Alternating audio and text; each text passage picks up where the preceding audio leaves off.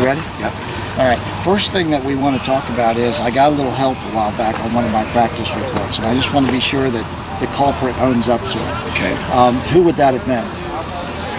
Well, I've always wanted to be a writer, and I envy you every day. So when you gave me that opportunity to write the first paragraph, I took full advantage of it. And it didn't cut into my time for preparing our football team. But those are kind of my thoughts, and it kind of eases my mind. That's kind of my therapeutic time, is to be able to compose and write things. So thank you for that opportunity. Well, you're kind of the Ernest Hemingway now of college football coaching. But we're 2 weeks now, exactly 2 weeks out here.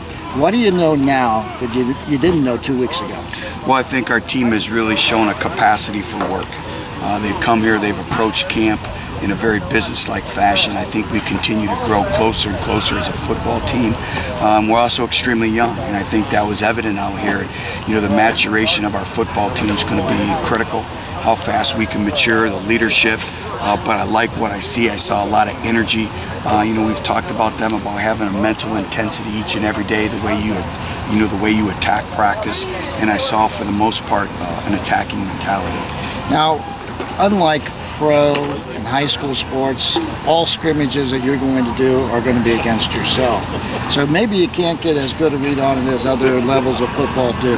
But who do you think is ahead right now? Normally people would say the defense, but I kind of think your offense is ahead of your defense right now. Well, you know, you said it, it's really hard to tell because you go up against each other each and every day, and they start to understand your terminology and where it's coming, the point of attack.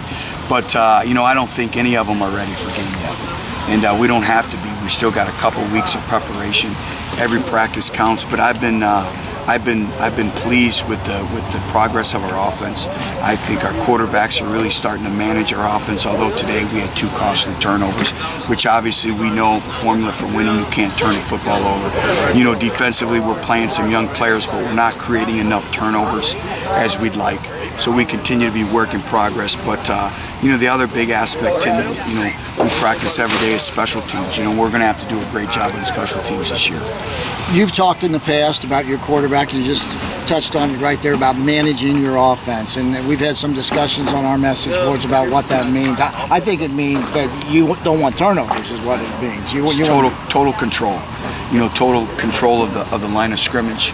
You know, from the play calling at the line of scrimmage, from checking plays, getting us in the right protections, checking run plays, and just an overall presence about themselves. And then in terms of managing the game, obviously is making good decisions with the football. You know, we don't want to turn the football over. We want to limit catastrophic plays. And just an overall awareness of situational football. Hey, sometimes it's 3rd and 8. In there and drop 8 coverage, and you have to throw the football away and not force it because punt's a good play, and play field position. So when we talk about managing our offense, it's game situations, it's being in control, and it's making good decisions with the football. And especially with your punter, a punt can be a good play for you. Your quarterback, you haven't named a starting quarterback yet. What are the pluses and minuses of holding off that announcement as long as you have? Well, I think it's been extremely healthy because Munchie and Brendan Kay are competing every day. And I think because of that competitive nature that they've had each and every day, their games are growing immensely. You know, so they're coming out, and they know if they don't do the job, the next guy's waiting. So, you know, I think the competitive part of it has really made them better quarterbacks. But I would say next week we're going to go back. We videoed every single throw. We're going to make sure we do our due diligence, and we'll announce a starter next week. You know, I know the history of Cincinnati football, not as much about Central Michigan, but I do know a little bit.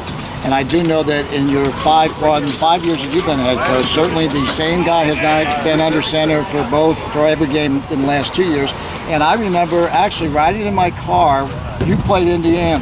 Dan Lefevre was not in the game. You had a backup quarterback, and I believe you beat Indiana at Indiana that year. Brian Brunner came in and threw for over 400 yards, and we went on the road in a Big Ten environment and beat Indiana University. And it was a great win for our program. It kind of catapulted us.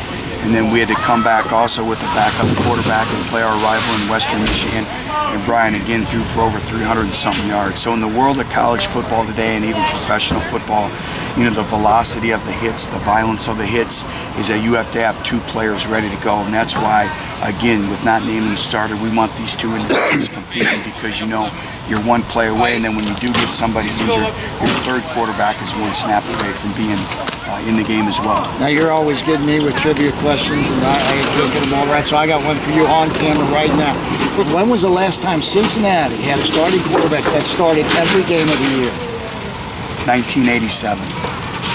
Wow. Now what's 2005? But that shows that you think that doesn't happen very often. And while we have you on camera, I'd like to cover this up with that Cincinnati Reds logo on there too. I have that Reds logo every now and then. I didn't know we were going to do this today. So as you get ready for Pittsburgh, what's your biggest concern right now? Well, I think the physicality of the game. Pittsburgh's going to come in with an extremely talented running backs, running back by committee, strong offensive line. I think Tino Sinceri and what they're doing in their offense fits his skill set. Extremely talented wide receivers and a very talented secondary and defensive front. So we're going to see a physical football team. We're going to a team that's going to challenge us with deep balls and running the football. And it's our first game of the year, and that's really, the first game is always the biggest unknown. When you have 65 first or second year players, how are they going to respond when the lights come on, national television, Thursday night, ESPN? So as a head coach, we're always trying to create every scenario possible, and then they have a game before us. So it's going to be challenging, but also I think it's going to be an exciting night. Last question. I know you've been gracious to give us this much time, but tonight is your bonfire. And I talked to some of the guys yesterday. A lot of the seniors are really looking forward to this. And this is an opportunity for them to stand up in front of the team and talk about what it's meant to them to be a Bearcat football player. And this is something that I believe you instituted, correct? Well, it's a special night. We start off with the rookie show, and that's where every newcomer gets to come up and they have to do a skit. And then we have some videos that we've accumulated throughout the course of training camp when they probably don't know candid camera. And by the way, you're on there, so I just want to give you a heads up on that. I hope I had the appropriate shirt on then. And I'd let you know that if you didn't. But we'll do that with all fun, and then our seniors take our team and they have a bonfire. There'll be no coaches present. It's something that we started last year when our senior class came to me and wanted to do some team things. So I know our seniors and our entire team are looking forward to it. Coach, thanks a lot for your time. Thank you.